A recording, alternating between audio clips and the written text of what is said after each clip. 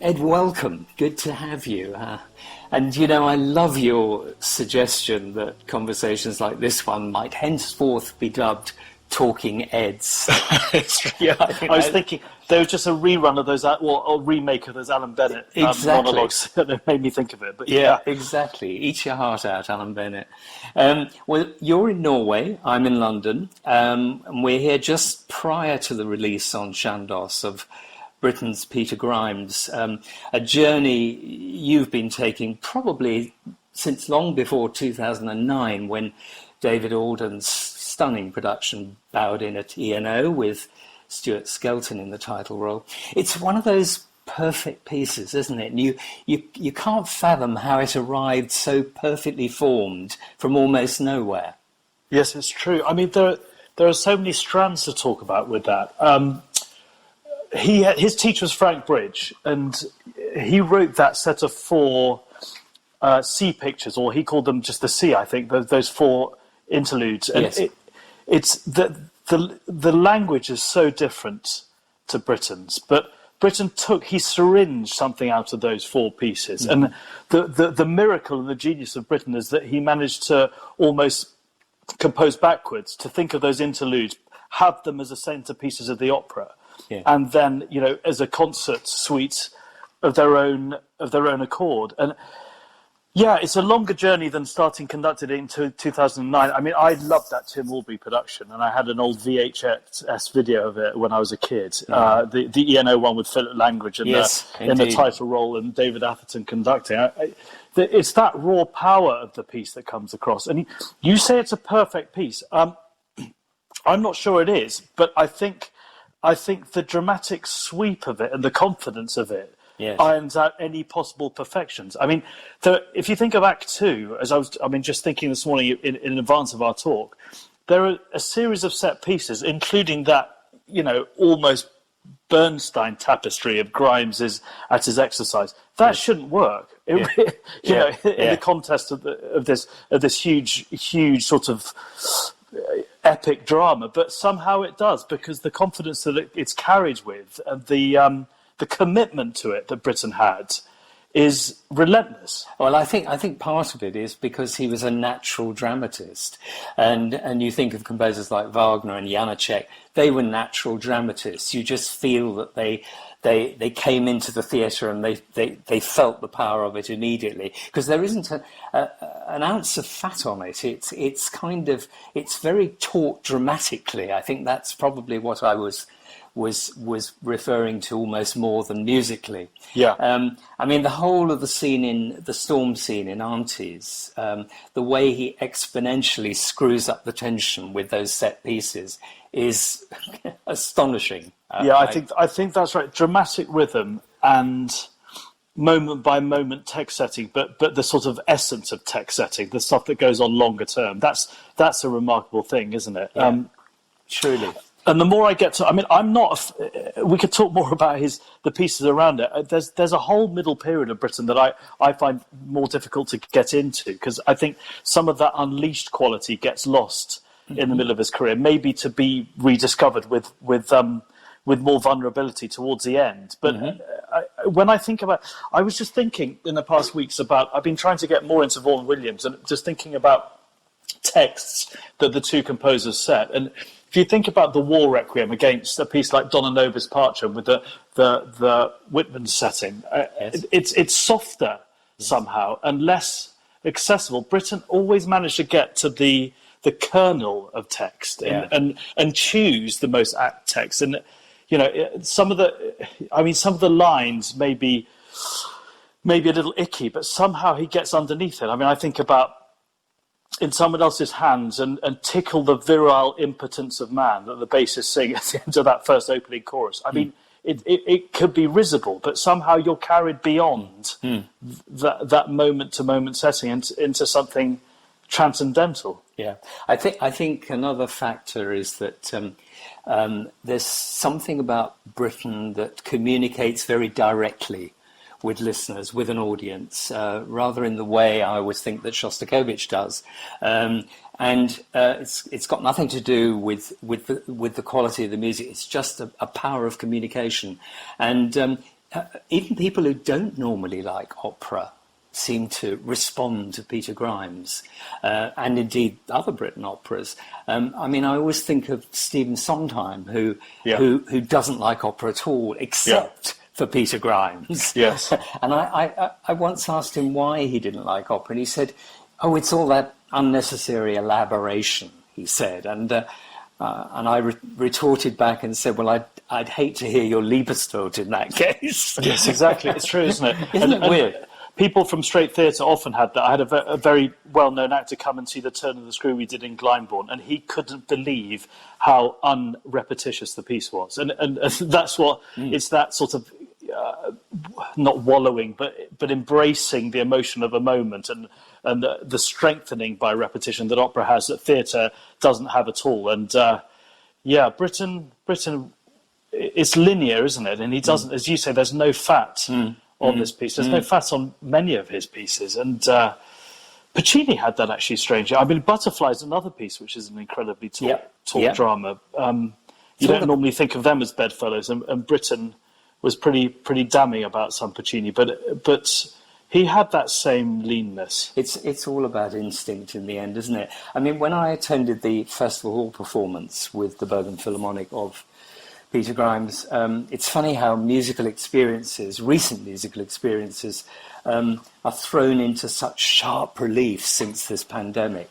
And I recall about that performance, and you mentioned the interludes, because visually, emotionally, musically, they're so potent. The contribution of the orchestra was so poetic, and that has stayed with me. When did your association with Bergen begin, Ed, and what were your first impressions? I first visited them in 2008, and I knew nothing of the city or the history or that connection with the Hanseatic League or basically where it was. I took a flight out of Gatwick and I arrived. Okay. And it was on a rare sunny day, so I came in on this flight, a small flight above this craggy coastline. I couldn't believe the beauty of it. And then I walked into the hall. We were doing Brahms 1 in that first rehearsal, and there was a world-class orchestra. I couldn't believe my luck, actually. And I felt incredibly comfortable. And, this is coming out of a very busy London time for me. And the idea that you could make music in such an idyllic place without any compromises or sacrifices. And the musicians there, of course, they don't travel an hour and a half each way every day and do crazy amounts of touring and work. So you felt that things gestated during a week of work. And that's the real privilege, that you can build and build and build. And the idea of doing Grimes there came as much in conversation with the Edinburgh Festival as with us and the Bergen Festival, because I knew the piece well by then. And it was probably 4 years into my tenure as chief conductor, which started in 2015. And it just suits the town. I mean, Norway is full of isolated cities and coastlines which get trapped in on themselves for 6 months of the year in darkness. And there's even a word in Norwegian for monster in the community. The orchestra, really? They got the essence of this piece. The febrile community baying for blood, and this strange central figure that we can't relate with good or evil, that is the focus of all their negative attention. And they took to it straight away. Actually, strangely enough, in that first programme, I did the 4 sea interludes with them. Yeah. But I have to say, you talk about them in performance of the opera, I now find them completely anticlimactic to do as concert pieces, because they only really work for me when they're in the pressure cooker of that piece. Yeah. If you think of the duet with Balstrode and Grimes that comes before the storm, I mean, the unleashing of power is, I mean, to stand in front of that is one of my job's great privileges, but you don't get an orchestra playing it as they do in the opera in concert ever, because it's what comes out of it. It's the restraint and the tension of that duet that gives it gives it the contrast. And, and also the concert ending of The Storm is as nothing compared to the door blowing open at the beginning of Auntie's scene. Yeah, exactly. And the wind howling in. The character of orchestras is a source of great fascination for me, because there are so many different characters in the world. And how would you describe, you've mentioned the proximity of the sea, how would you describe Bergen's personality? I mean, these days I find it incredibly flexible, and they take to new music very with total confidence. And we're in the middle of recording a Brahms cycle, and we've recorded a Schoenberg. We're coming to that. Yes, yeah, great. I mean, they're pretty phenomenal in what they can do in terms of the variety. But there was something about this piece. They got I mean, it's about the nature, isn't it? And it's about what they see out of their windows in winter. And they got the leanness of it and the inner... I mean, Norwegians and English are connected by... There's something about that inner restraint which can come out as billowing storms at the wrong moment. And they really got that. It wasn't... I didn't feel I really had to talk about temperature or colour that much, right? But it was to have a symphony orchestra playing the piece is really wonderful, because the virtuosity that you get out of those interludes and elsewhere in the piece, the accompanying too. I mean, it's active accompaniment, isn't it? It's not. It's never in the background. Well, that's why it's so good to hear in the clear in a concert performance or a semi-stage performance where the orchestra is as much a part of the action as the performers. Like so many conductors, Ed, you began your musical life around singers and opera, first as a repetiteur and then as music director, Blindborn Touring, and later ENO, of course. How significant is it for a conductor to be around what is, after all, the original musical voice, the voice? When in doubt how a phrase should go, we sing it. Absolutely. And having grown up in choral music, I came away from it a little bit, as I found my feet in the orchestral world. But I can tell you that it gave me confidence to be a conductor being in the operatic world, because I felt I understood the symphonies of Mozart a little better through his operas, and certainly Tchaikovsky through his operas, especially on Yegin. I mean, the connections between that piece and the first, fourth, and sixth Tchaikovsky symphonies is huge, and I really it gave me the confidence to do the big pieces in the concert hall eventually, and as I carry on with my career, and I'm kind of mid-career now, I hopefully let's see, I talk about line in music more than anything else, and I that's the thing I really obsess about. What happens between notes, individual notes, and how to connect phrases, how to think of phrasing, and I would say that's 70% of my work as a conductor, to make music sing. Yeah, and when you mentioned there between the notes and beyond the notes, there is a kind of black magic about music making, and when the magic descends.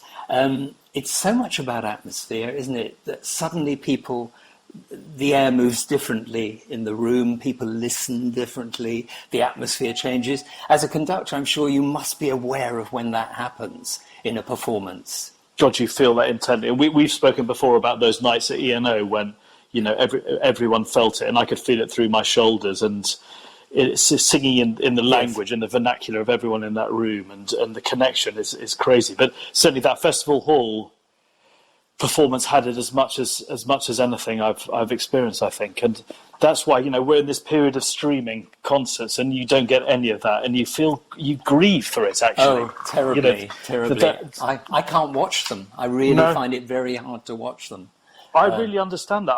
I'm quite open with saying they're not our central métier at all. They're a way back of rehabilitation and connection with ourselves and with our audiences, but it's certainly not what we fundamentally do as musicians in orchestras. But we try and do them as best we can, and hope that we get back to normality soon. Yeah, I know. I keep trying to imagine what it's going to be like to hear my first orchestral concert or my first opera after this period. It's certainly, in one sense, made us take stock of what we have or what we haven't got at the moment, which has to be valuable, I think, in some way. I wish it wasn't such an unpleasant way of doing it, but it has to be valuable.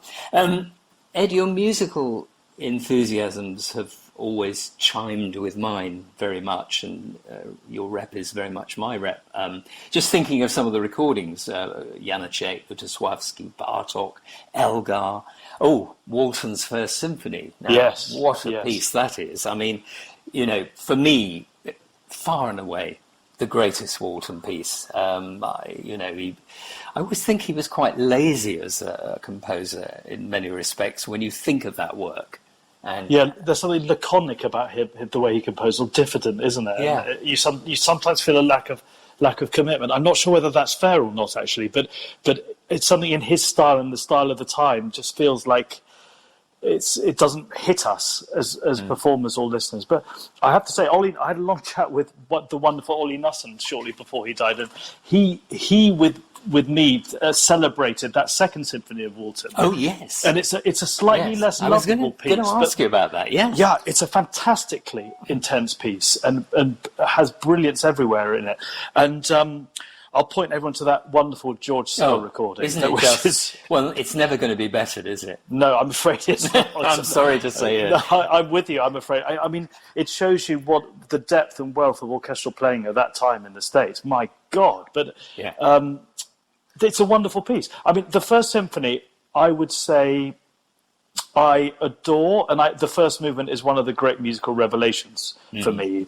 I don't think it holds its quality right to the end of the piece. I think I love the first three movements, and I don't so much love the fourth. And I've sort of done enough of conducting it now, I think. But it was added, after it was first performed. I mean, it wasn't ready in time, was it? No, that's right. And particularly the slow movement's so strong as well. I think that wonderful. That it does. But I'm strangely moved.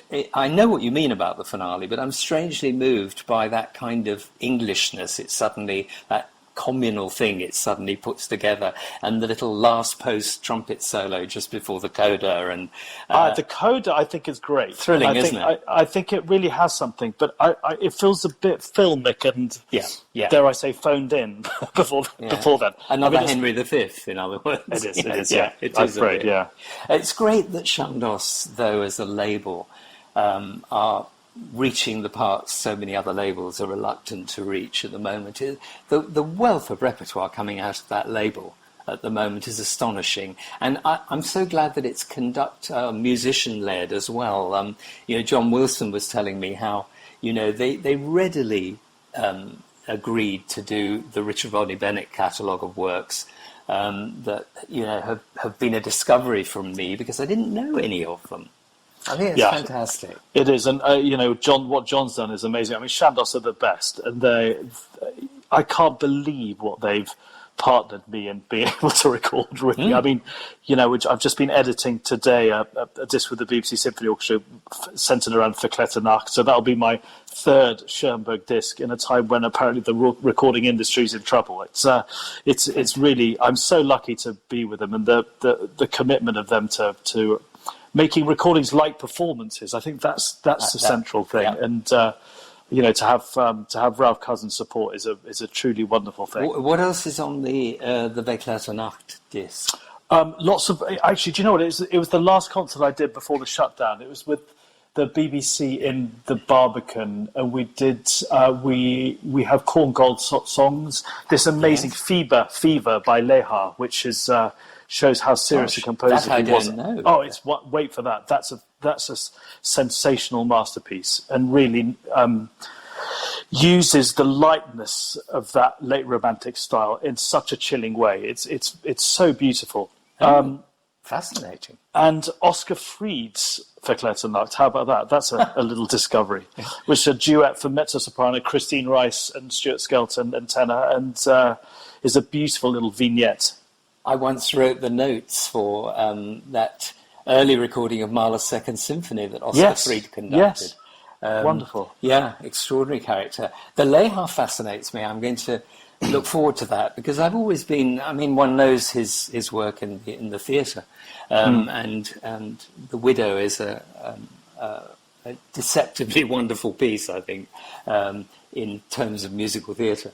Let's talk a bit about the Schoenberg pairing that of Pelléas and Melisande and Erwartung, because it is such a wonderful, a modernist masterpiece and a piece hanging on the last gasp of romanticism, really, in Pelléas. I've always loved it. I think it's a fabulous performance too that you and Bergen have put in.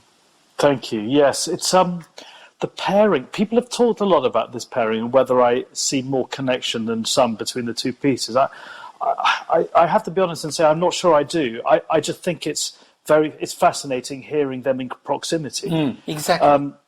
If you think about the double bills of Erwartung are a problem in the concert hall, but it's often paired with Bluebeard's Castle for some reason, and that has a sort of strange duality as well. Between the Bartók and the Schoenberg. But I certainly find huge lyricism in Erwartung alongside its concrete strength as well. Indeed, yeah. But I don't necessarily connect the two pieces. No. I mean, Pelléas, what's interesting about talking about Lehar and onto Pelléas, of course, Schoenberg was orchestrating for a lot of those great operettas at the time that he was writing Pelléas, and later on orchestrating Gurrelieder. And you hear that music's not so far away from the world of operetta sometimes. Interesting. It was also. I mean, is it true that he was unaware that the Debussy opera was about to premiere in Paris? Is that just another apocryphal story? I guess apocryphal. I mean, that would have been. I mean, the whole music world would have been aware of that. Of course. Yeah, I don't believe that. And you can see why composers were captivated by Maeterlinck's, this half-lit world, Fauré and Sibelius among them. Absolutely. There's a theatricality about it, even if you're not creating an opera. The tone poem certainly conveys that in spades. I mean, it's a whole story, and it's set, of course, very differently from Debussy, but it has that same wistful fate quality that binds, I think, those two pieces, those two storytelling together.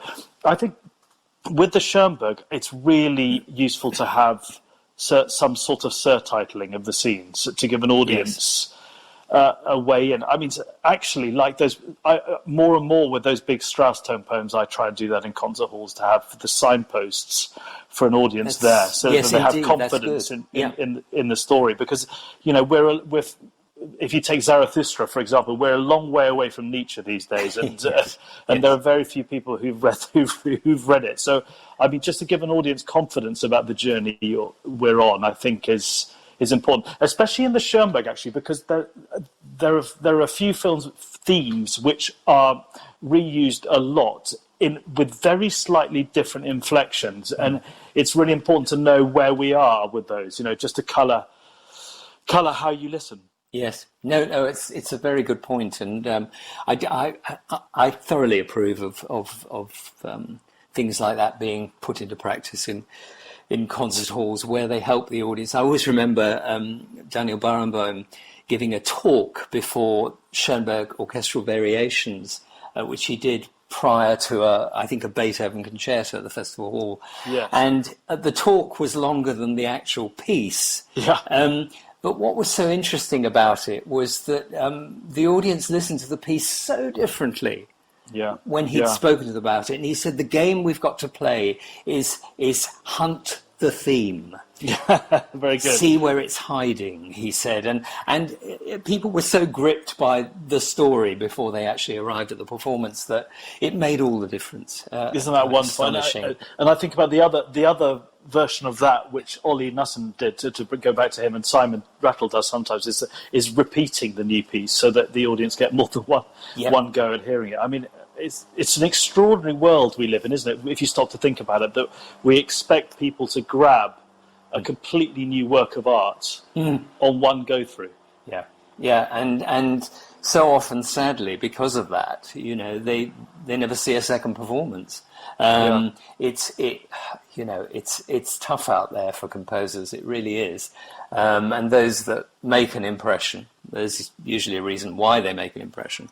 But I guess it's been that way all the way through musical history. Yeah, I'm sure. There's something I'm looking at actually with the LPO, which is coming up, because they're coming up to their 90th anniversary, which we'll really celebrate in the 22-23 season. But I've gone through part of this, with all this time on my hands, I've gone through their back catalogue of commissions and unearthed some gems, and hopefully, get some more pieces back in the canon that deserve to be, having had only one or two performances originally. Well, that's great. I was coming on to the LPO because, which is great news, Principal Conductor. Thank you. Because it means we get to see more of you here. It's a really tough time for all the London orchestras. What a difference 4 months, 5 months makes. They've had a really tough time. And they all have such distinct coming back again to identities, which is very important, but also histories, very different histories. It's interesting that you talk about going back through the archives of the LPO, because that's some way of discovering a little bit more about what has made them tick over the years. Yeah, and it's amazing how orchestras can inflect how they play today with what's gone on in their history in the past. I love that. Even with different personnel. Completely. It just, by osmosis, it goes through generation to generation. And when I look through that back catalogue, you see Bartók, Schoenberg, Szymanowski, and I love the last 20, 30 years, Macmillan, Turnage. There are Gubardulina, there are masterpieces out there waiting to be rediscovered. Yes, fascinating. So how are the plans progressing generally there? Are you looking at next year in any sort of detail at the moment?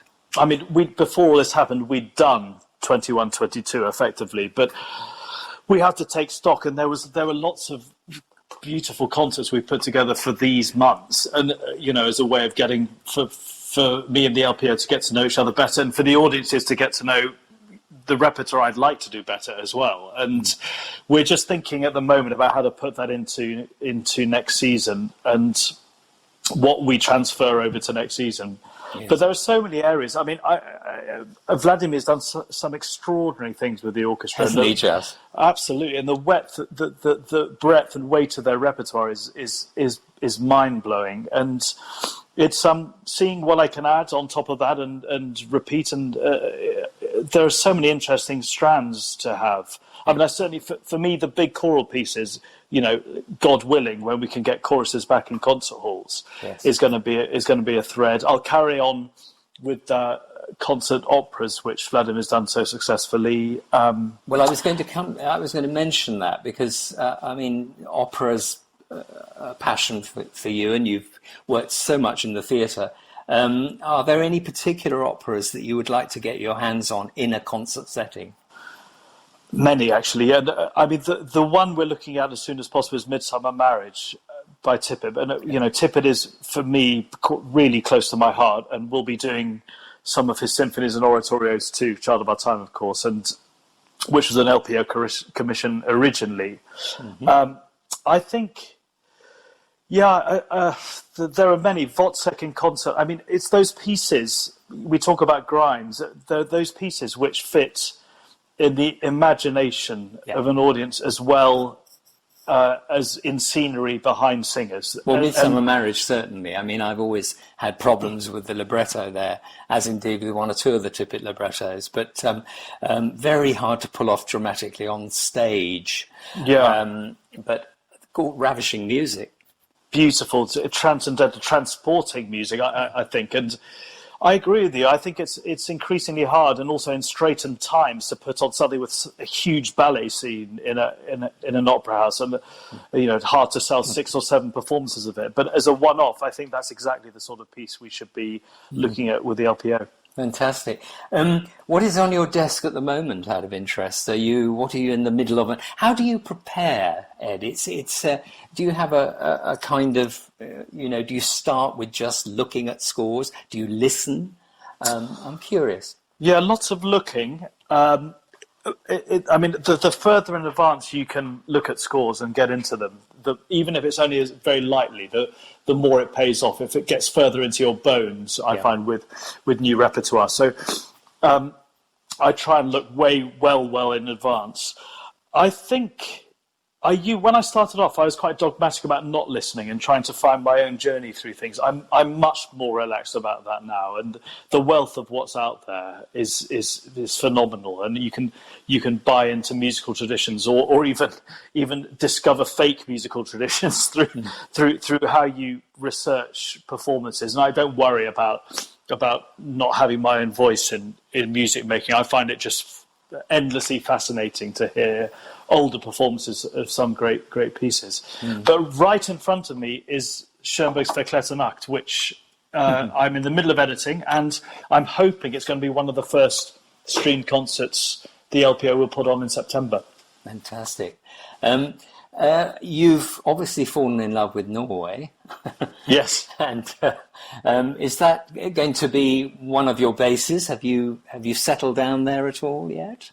Yeah, so I live in a beautiful house with my fiance in Oslo, and I think it'll really feel like a home. I feel very happy. I look out to the sea out the window, and it's not it's certainly not a Mediterranean climate, but it's not bad in the midsummer. And yeah, we'll see how it goes. I think it's funny coming back to London so soon. I wasn't expecting to. I thought I'd have more years away before I could possibly come back, and I certainly think having somewhere I can come that isn't in the centre of this massive metropolis that London is really healthy for me. And I can imagine spending a lot of time here, even when I'm full-time with the LPO. Yes, it's been very strange. I live right in the centre of London, in Westminster, and people have been talking to me about the lockdown situation. I said, well, it's almost the best place to be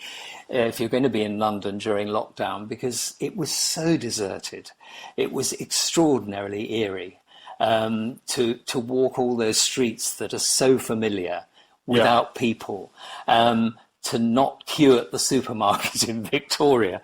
Yes. I mean, all those things were unreal. I don't want them back. I want the people back as soon as possible. But things are slowly changing, and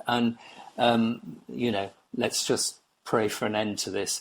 Exactly. Looking back, finally, Ed, over those fantastic years at ENO, because they were fantastic years, I think. There were some great moments. Is there anything in particular that lingers in the memory for you that was a defining moment? I mean, none particularly. There were just memories of productions and processes and performances which absolutely stick with me. I mean, ENO has and actually I was doing a chat to the patrons and friends last night, and it really brought it home to me again. It has one of the great rosters of directors in the world. If you think about Richard Jones, Deborah Warner, David McVicar, Terry Gilliam's first operas, it's incredible who I got to work with, the artistic personalities, and to have a dialogue with. Yeah. And I suppose, I mean, of course, Peter Grimes in that house. That was the first time I stood in front of the piece in 2009, and the journey continues on to now, as you know. But Meistersinger, close to the end of my time there, was incredibly important. But it was a sort of personal crusade to put that piece on, because it was prohibitively expensive for the company at that time. But some of the great patrons helped me out and convinced the management that it's important for us to do. And it's a piece about making art, isn't it? And of course. And it felt like the time in the company's history where we really needed to do that piece, something of that stature and weight. And also a piece very much associated with the company, very much part of their history as well. That's so true. Coming back. That's so true. Anyway, look, it's great to talk as ever, because we've talked many times, but usually face to face, which is far preferable. But I look forward to the next face to face, Ed. Really, Thanks, thank Ed. you. Thank you.